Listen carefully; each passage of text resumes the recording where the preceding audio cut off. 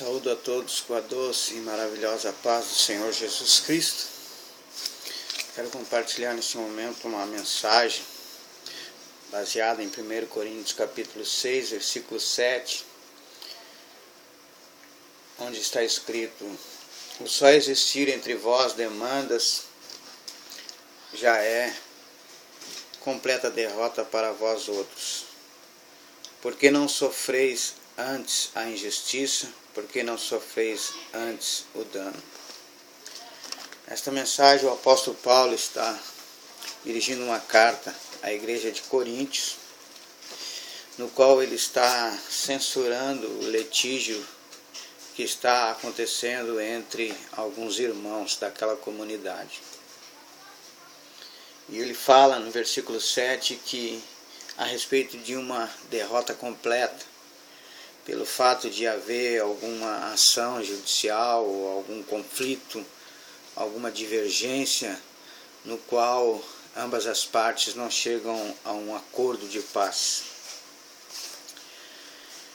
Nós precisamos entender como se processa a obra de Deus em nós e como nós devemos colaborar com Deus neste processo.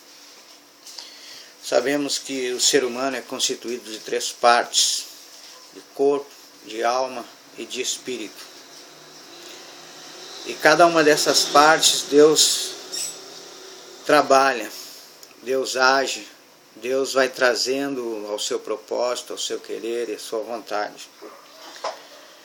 O espírito humano foi projetado para ser o centro da personalidade do ser humano. Quando Deus formou o homem do pó da terra, a Bíblia diz que ele soprou em suas narinas o seu espírito. Algo de dentro de Deus foi para dentro do ser humano, daquele ser feito do pó da terra. O nosso espírito, Deus projetou para ser o centro da nossa personalidade. O nosso espírito, quando aceita Jesus Cristo como seu único e suficiente Salvador, ele passa pela regeneração, ele é regenerado. E quando o nosso espírito é regenerado pelo reconhecimento que Jesus Cristo é o Senhor e o Salvador suficiente para as nossas vidas, o que Deus espera é que nós venhamos a cooperar com Ele, exercitando o nosso espírito para obedecê-lo, nos deixando dirigir por meio do seu espírito, que então, no nascido de novo, o Espírito Santo habita nele. Então, o nosso espírito regenerado, ele precisa ser exercitado à luz da palavra e pela segunda direção do Espírito Santo, em conformidade com a palavra de Deus. Agora, outra parte do nosso ser, a nossa alma, Romanos capítulo 12 diz que a nossa alma deve ser transformada pela renovação da nossa mente. Na nossa alma está a mente, na nossa alma está o coração, na nossa alma está ali o centro da nossa personalidade humana decaída. Quando o homem pecou, o espírito humano deixou de ser o centro e a alma assumiu esta posição. Então a nossa alma tem que ser transformada pela renovação da nossa mente e permitir que o nosso espírito, aonde habita o Espírito de Deus, volte a ser o centro da nossa personalidade e então se deixe ser guiado pela vontade de Deus. A terceira parte em que é constituída o ser humano é o nosso corpo. A Bíblia diz que Deus condenou o pecado na carne. A Bíblia diz que aqueles que querem agradar a Deus na carne, mesmo que seja com sinceridade, não conseguem, porque no pecado, na carne, Deus condenou o pecado. Não existe solução nenhuma para a carne. A alma pode ser transformada, o espírito pode ser exercitado, mas o corpo, a carne precisa ser disciplinada para que ela não venha se deixar levar pelas concupiscências dos olhos, da soberba dessa vida, da própria carne. que são os desejos desenfreados. E para frear desejos pecaminosos, desejos que é bom para a carne, mas que não agrada a Deus, somente através da disciplina. Depois que o homem comeu da árvore do conhecimento do bem e do mal, ele se tornou cheio de opiniões próprias. Um exemplo desses é o pai da fé, Abraão, quando foi chamado pelo nosso Deus para a promessa. O nosso pai Abraão, baseado em suas opiniões próprias e no seu desejo carnal, desenfreado, aquele desejo de ter um filho, ele gerou um filho fora da vontade do Senhor, baseado em suas opiniões, baseado em sua vontade. Outro exemplo também de opinião própria, de alguém que se deixou levar pelas suas próprias vontades, foi o rei Saul. Deus deu uma ordem a Saul quando fosse pelejar contra Amaleque, que exterminasse tudo, o rei e todas as coisas que ali haviam.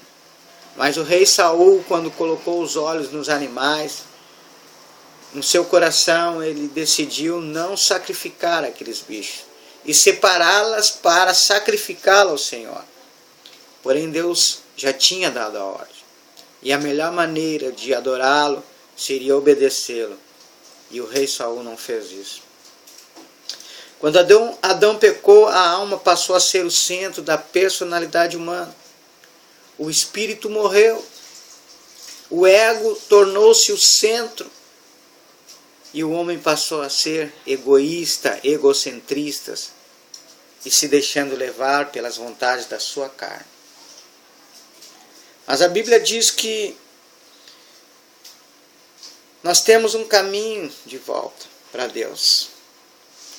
E nós estamos falando sobre dois princípios, o princípio da cruz e o princípio da razão. O princípio da cruz é negar a si mesmo. O princípio da cruz é tomar a sua cruz e negar a si mesmo, negar as suas próprias vontades, os seus próprios desejos, que são em contrariedade à vontade do Senhor. Contudo, negar a si mesmo não é a completa anulação da vontade. Negar a si mesmo é continuar tendo vontade, mas sujeitá-la à vontade de Deus, abrindo mão de suas próprias vontades, consultar as Escrituras Sagradas e ver qual a palavra, qual a direção, qual a orientação que Deus tem para aquela situação em que a pessoa está em dúvida. Negar a si mesmo não é a perda de desejos. Você continua tendo desejos, você continua tendo vontades, você continua tendo ainda os querer. Mas a Bíblia diz qual o querer, qual é a vontade de Deus para cada situação. Negar a si mesmo é renunciar ao domínio da própria vida, é se deixar conduzir por Deus em todas as questões desta vida. Negar a si mesmo é tomar a cruz. É fazer a vontade de Deus ao invés da nossa. Negar a si mesmo é abrir mão de direitos, mesmo tendo direitos. Amados, cristianismo sem cruz é apenas religião. Cristianismo sem cruz é mais uma religião. E quantos hoje são religiosos, são protestantes, são evangélicos, mas são religiosos, não são verdadeiramente cristãos, porque ser cristão é ser conformado com a imagem e a semelhança de Deus, é estar conformado dentro daquilo que Deus deseja, é seguir o exemplo de Jesus Cristo. Portanto, cristianismo sem cruz é apenas religião. A cruz é o lugar aonde vencemos o diabo. A Bíblia mostra que Jesus Cristo, no seu ministério humano, no seu ministério terreno, enquanto esteve conosco aqui nesta terra, a Bíblia diz que o Senhor Jesus Cristo esse tempo todo repreendeu os demônios, repreendeu o diabo durante todo o seu ministério terreno. Mas a Bíblia também mostra que a vitória definitiva foi na cruz do Calvário. Veja se após a ressurreição de Cristo e a aparição dele, aquele tempo de 40 dias para estar dando mais algumas instruções para os discípulos antes de ascender ao céu, veja se em algum momento ele precisou lutar contra o diabo.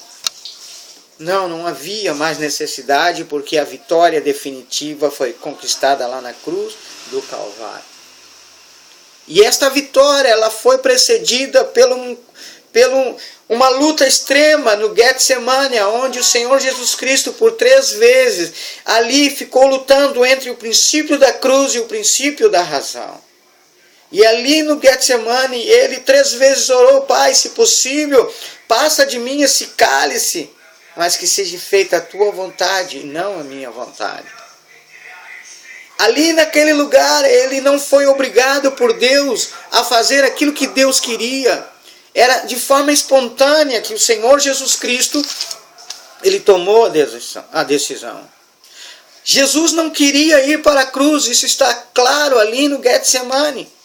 A vontade dele era não ir para a cruz. Ele tinha vontade de obedecer a Deus, ele queria obedecer a Deus, ele queria fazer a vontade do Pai, mas ele não queria passar pela cruz.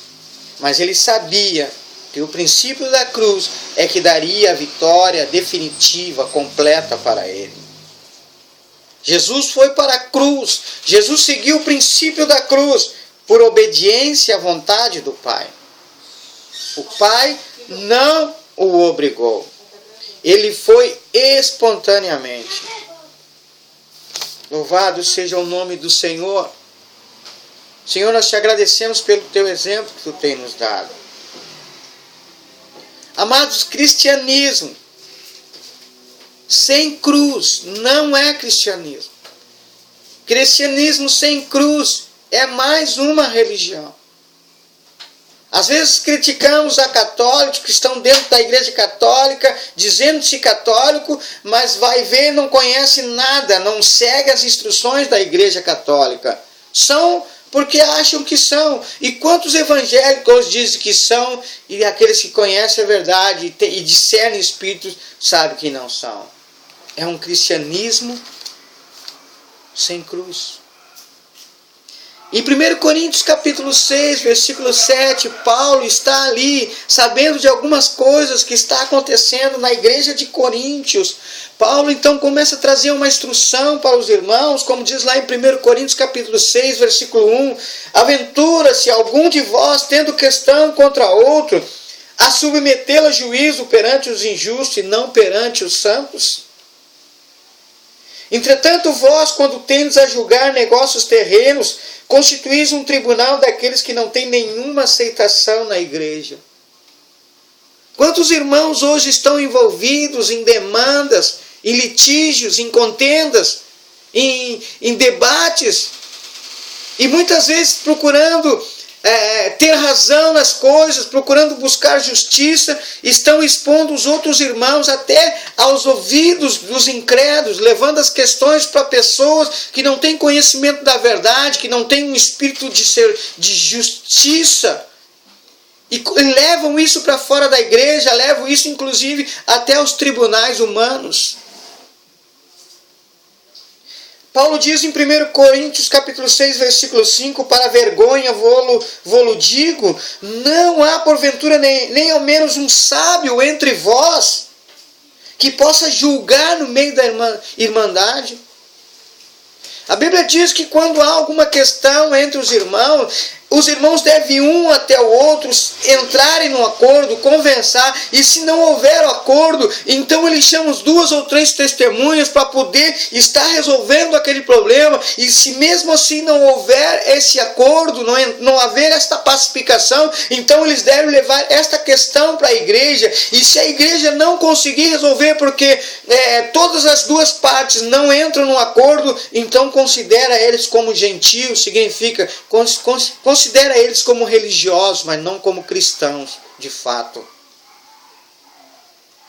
Mas irá um irmão a juízo contra outro irmão, e isso perante incrédulos? E lá no versículo 7 ele diz, só existir entre vós demanda, já é completa derrota para vós outros. E ele pergunta, por que não sofreis ante a injustiça? Por que não sofreis ante o dano? Sabe por que muitos de nós ainda não conseguem sofrer a injustiça? Sabe por que muitos de nós ainda não conseguem sofrer o dano? Porque ainda não temos a maturidade que Deus deseja que cada um de nós tenhamos. Amados, eu sei que é difícil quando nós estamos numa disputa, quando nós estamos numa situação de disputa por alguma coisa. Eu sei que é complicado, amados. Eu sei que é complicado abrir mão de algo, principalmente quando você está com a razão, você tem razão, é teu direito.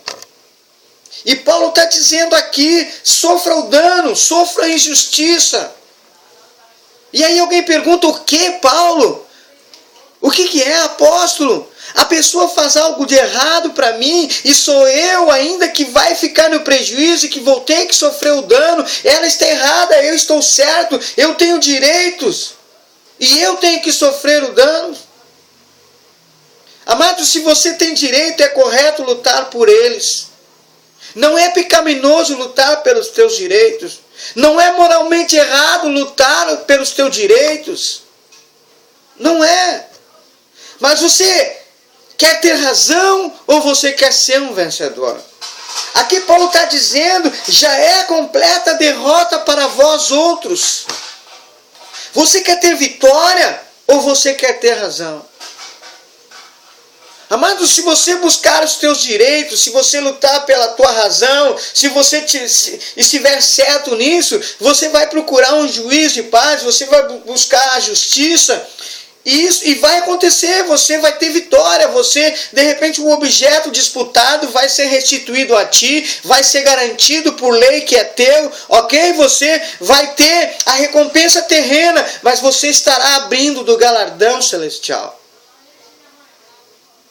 Se nós entendemos que todas as coisas pertencem ao Senhor, e não importa que coisas são essas, se nós entendemos que nós somos o mordomo de tudo aquilo que Deus tem nos dado, então, se alguém está tentando tirar algo de nós, não é de nós, na verdade, que está tirando daquele que é dono. Nós somos mordomo.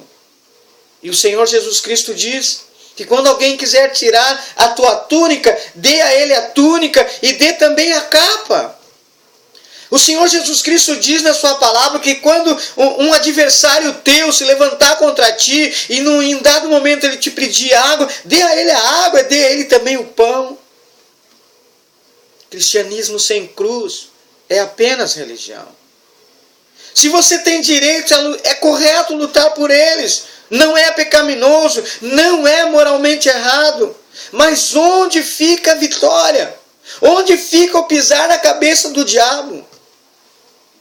O diabo se diverte com isso, o diabo vai estar sempre à volta, sempre em derredor, procurando sempre criar essa situação de conflito, de litígio entre os irmãos, para trazer vergonha à igreja, para expor a igreja ao ridículo, para levar o conhecimento que na igreja não há sábio, não há pessoas que possam julgar de uma forma imparcial.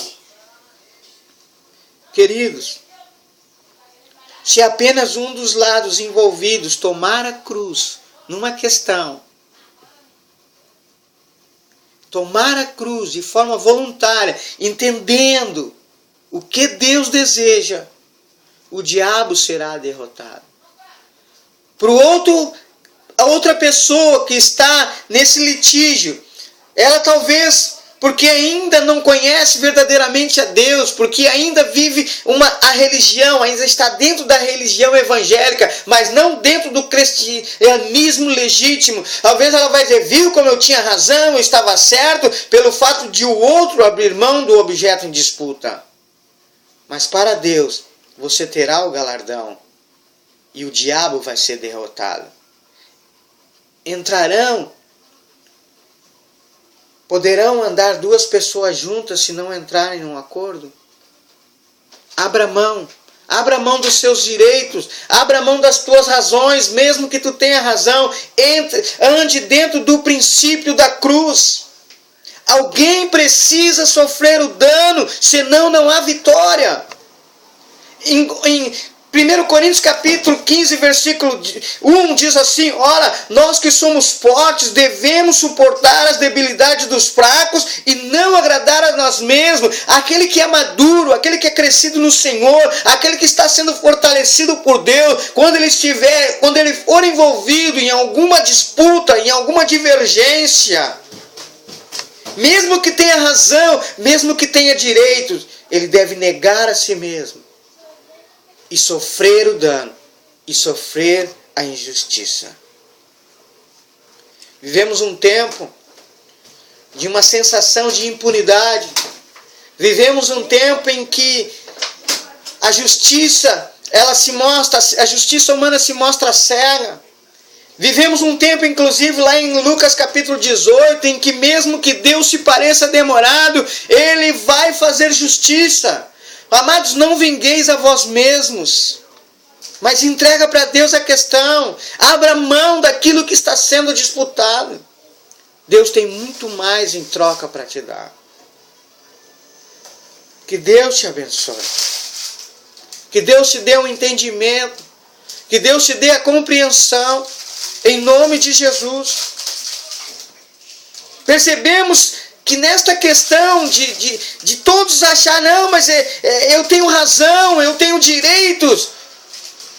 Nós percebemos nisso o porquê de muitos relacionamentos não prosperarem. Relacionamentos conjugais, relacionamento na irmandade, relacionamento de pai para filho, de filho para pai, relacionamento dentro da parentela, dentro da família, dentro de uma sociedade, dentro de um negócio, relacionamento entre patrão e empregado, empregado e patrão. Amados, nós sabemos que aqueles que são fortes juridicamente, aqueles que são fortes politicamente, aqueles que são fortes financeiramente, hoje eles vivem dentro de um princípio da razão, não vivem dentro do princípio da cruz. Eles não abrem mão dos seus direitos, eles não abrem mão das suas razões, mesmo sendo fortes, político, financeiro, ou na posição em que está. Mas nós, que somos de Deus, nós temos a força de Deus. E Deus é poderoso para restituir a nós muito mais.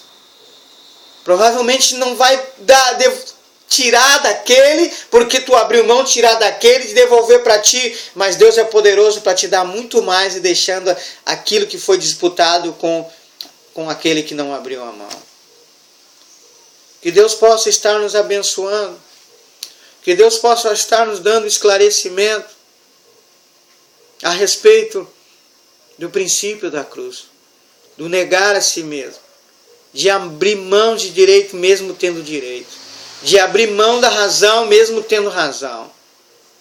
Se nós pararmos para ouvir as pessoas que estão em litígio, nós vamos ver que as razões e as contra-razões são legítimas, mas alguém tem que sofrer o dano.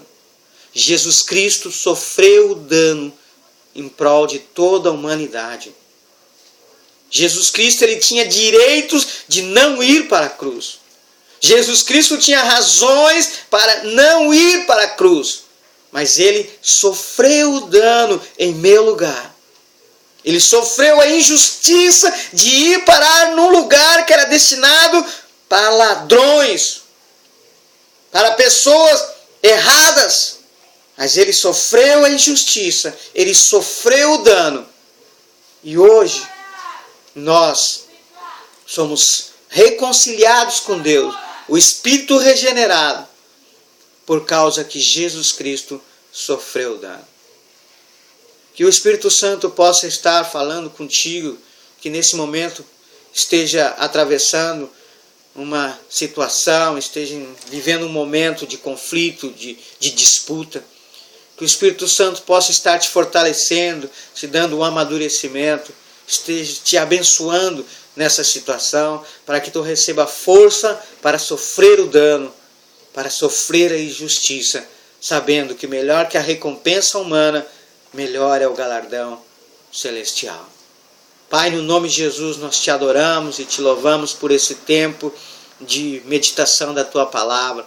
Pedimos a tua bênção sobre a vida de cada um, no nome de Jesus. Amém.